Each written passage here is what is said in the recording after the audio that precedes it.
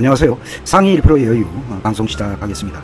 오늘은 지난주부터 해서 자본시장의 여러 방향이 바뀌는 그런 현상들이 감지가 돼서 오늘 방송을 준비했습니다. 지난주 그 다음에 지난주 말에 끝난 뉴욕 증시에서도 그 바람의 방향은 여실히 영향을 끼치고 이번 주에 우리도 그 바비라는 그런 태풍이 와서 다행히 큰 피해 없이 지나가기는 했는데, 또 추가로 어떤 그 태풍이 이번 주죠, 목요일날 다시 한반도 쪽으로 영향을 끼칠 수 있다, 이런 그 일기예보가 있습니다. 오늘 이 시점으로 해서 코로나 확진자 수가 299명으로 어제보다는 다소 숫자가 많이 줄어든 그런 상황이지만, 강화된 2단계에 준해서 9월 초까지는 전 국민한테 강화된 2단계 코로나 대책들을 시행을 하고, 이제 최소한 여기서 막지 못하면 코로나 바이러스로 인해서 심각한 우리나라 경제적 어떤 위협이 될 수도 있다, 이런 위기감도 일단 들기 시작하는 그런 휴일인데요.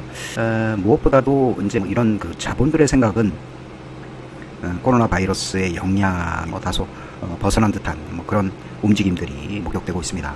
잭슨 홀 미팅, 지난주에 파월 연준 의장이 관련해서 이야기를 했는데, 그 중에 제일 중요한 게 이제 slight low percent, 그러니까 2% 바로 직전에 연준에서 그동안은 어떤 그 인플레이션을 막기 위해서 여러 가지 조치를 취했었는데, 그게 혹자는 연준의 역할이다, 연준이 여태까지 그래 왔었고 연준이 존재하는 이유기도 하다, 이런 이야기도 있습니다.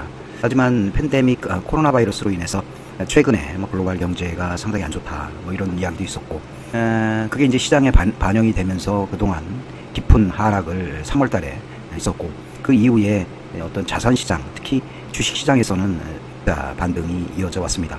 우리나라 시장 외에 글로벌 자본의 어떤 그 벤치마크 지수라고 하는 나스닥 지수가 거의 상승을 넘어서 거의 로켓처럼 위로 상승하는 그런 시장을 경험을 하고 있습니다. 다우나 S&P라든가 아니면 러셀 지수도 정고점은 돌파를 안 했지만 연초 대비 지난주 금요일날 종가 기준으로 해서 상승을 한 그런 상황이고요. 지금 시장에 절대적으로 영향을 끼치는, 그러니까 옛날로 얘기하면 미국의 연준 의장이 글로벌 경제 대통령이라고 이야기를 하고, 그들이 주물르는 달러의 가치와 그 다음에 채권의 수익률이 전 세계의 금융의 어떤 에너지의 프로를 형성을 하는 그런 역할을 해왔기 때문에 그들의 바람과 시장 영향을 분석하는 그런 것들은 굉장히 중요하다고 이야기할 수 있겠습니다. 잭슨 홀 미팅에서 파월 연준 의장이 한 핵심 내용은 average inflation, 전에는 slight low in 2%, 2% 내 바로 직전에서 연준에서 시장을 개입을 한다, 이런 의미로 시장은 인식을 해서 오르면 혹시 연준에서 금리를 인상하는 게 아니냐, 이런 우려가 있었고, 과거 20년 동안 연준에서는 그 역할을 했습니다. 최근에 달러가 시중에 흘러넘치면서 물가가 올라가는 게 아닌가, 그러면 또 연준에서 금리를 인상하는 거 아니냐, 이런 우려감들이 버블을 쌓아가는 각종 자산시장의 큰 복병으로 우리는 생각해 왔었습니다. 하지만 지난주에 average inflation, 평균 인플레이션이란 말이 도입이 됐고, 이 이야기가 연준의 새로운 policy, 새로운 정책이 아니겠느냐. 앞으로 2가 넘더라도 연준은 금리를 인상하지 않을 거야. 평균적으로 2%만 유지하면 돼. 그래서 필라델피아 연준 의장은 올해 말 내년 상반기까지 물가가 2.5 상승을 한다 해도 연준은 금리를 인상하지 않을 것이다, 이런 의미로 시장은 받아들이고 있습니다. 시중에 달러를 풀더라도 인플레이션을 연준에서 방어하지 않을 것이다 라는 의미는 자산시장의 추가 버블을 이야기할 수 있고요.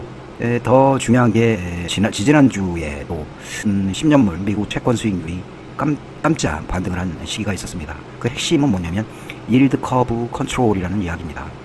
가령 시중금리, 10년물 채권 금리가 추가적으로 0.8, 0.9대까지 상승을 한다고 하면 연준에서 개입을 해서 이러한 그 시중금리를 낮추고자 하는 그런 노력을 해야 되는 거 아니냐.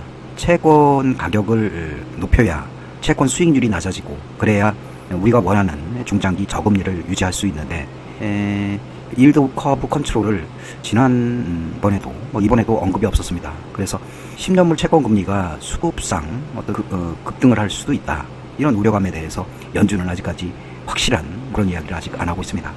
그렇다고 yield curve control을 안 하겠다 하면 10년물 채권 수익률이 가령 0.8, 0.9, 1.9까지 상승을 한다고 하면 그동안 저금리에 의존했던 많은 위험자산에 대한 투자가 이 순간 썰물화돼서 자산을 철수하는, 그래서 거품이 깨지는 이런 현상도 일어날 수가 있습니다.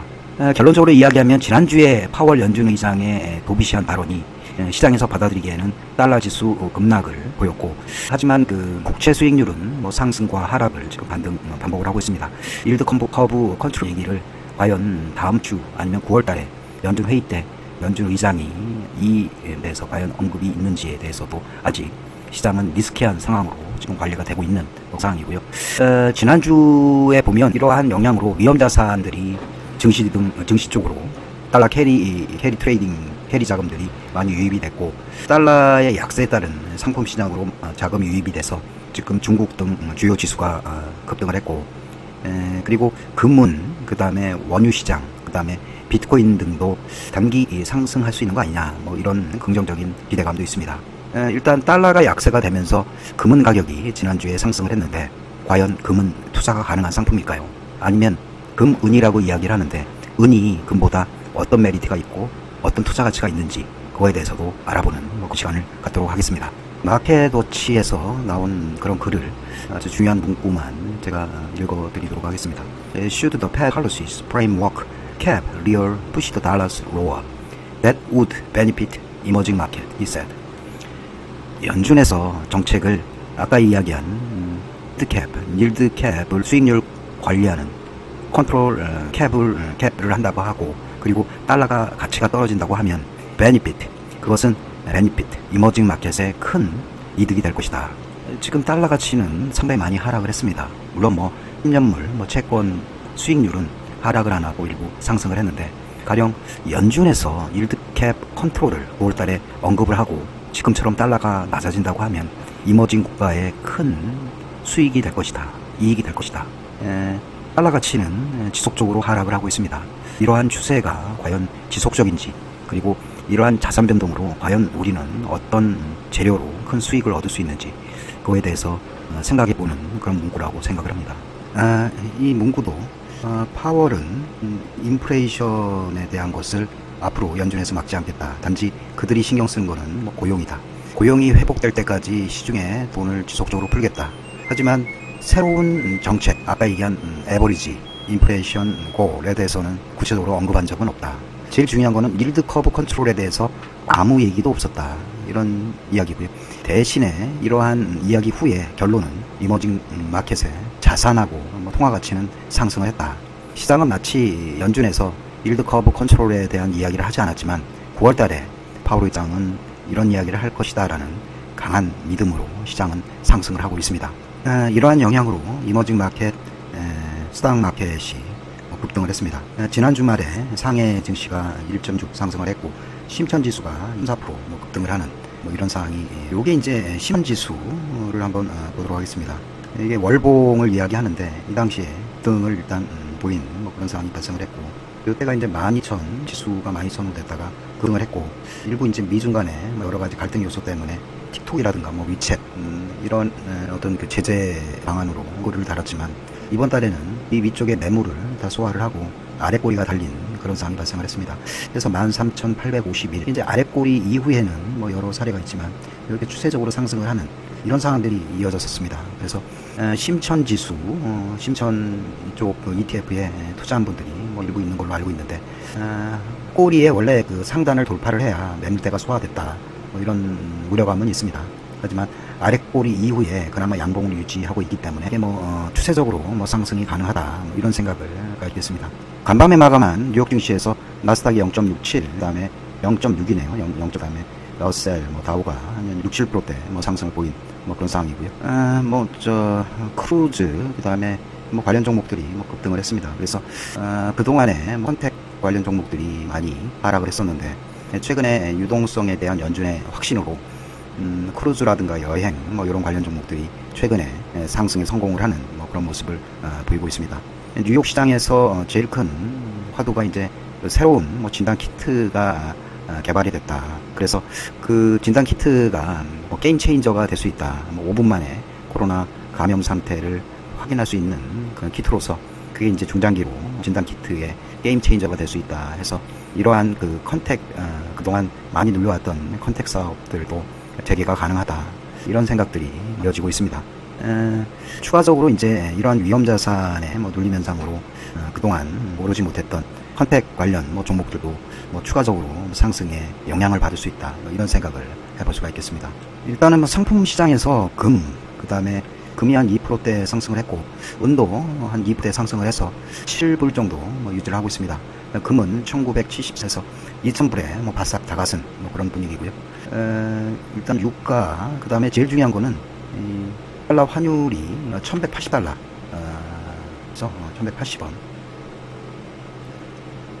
그동안 그 원달러 환율이 뭐 하방을 지지하면서 쉽게 1800 이하로 하락을 안 했었는데, 지금 상황은 1180 하락을 하면서 뭐 다소 밑에서 이제 상승을 했다가 다시 이제 하락을 하는 뭐 그런 상황이고, 지금 달러 지수도 뭐 급락을 보이는 뭐 그런 상황이거든요. 달러 지수가 보면 92.28까지 지금 떨어진 상태입니다. 그래서 달러 지수의 이런 급격한 하락은 추가적으로 뭐 이머징 마켓에 뭐 영향을 줄 수 있고, 이머징 마켓으로의 어떤 그 이런 달러 캐리 자금들의 유입은 어떤 그 중국 등 뭐 우리나라의 증시에 뭐 좋은 영향을 줄 수 있다, 이렇게 생각할 수가 있겠습니다.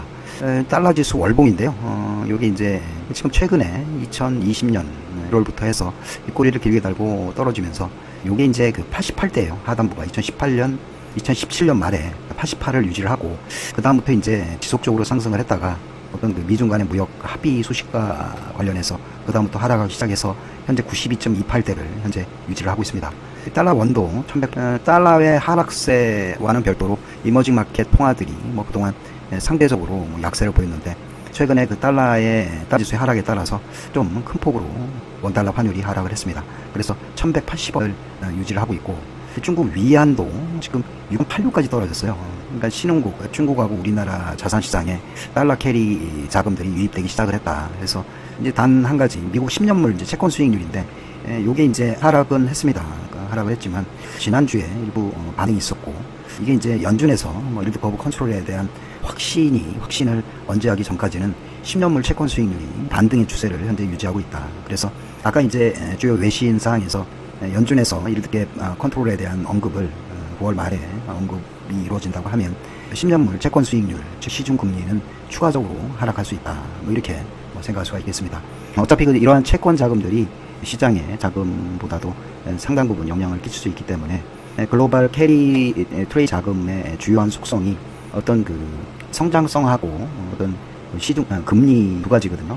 그래서 달러는 지금 어떤 그 성장성이라든가 그 다음에 금리가, 미국 금리가 상대적으로 굉장히 낮죠. 10년물을 따지더라도 미국은 지금 0.724지만 중국은 지금 3%대가 되거든요. 우리나라도 거의 뭐 3%대가 되고, 그래서 이런 시중 금리와 더불어서 지금 미국보다는 중국이 뭐 GDP 성장률이라든가 이런 것들이 YOY 하더라도 중국의 성장률이 우수하기 때문에 중국 쪽으로 많은 자금들이 유입될 수 있다, 뭐 이런 생각을 해보고, 지금 주요 그 지표 중에 달러가 지난주에 한 1%가량 달러 가치가 떨어졌다, 이렇게 해서 금요일날 0.3을 유지하고 있고, 이게 이제 2018년 5월 이후에 5월 최대 하락폭이라고 이야기를 합니다.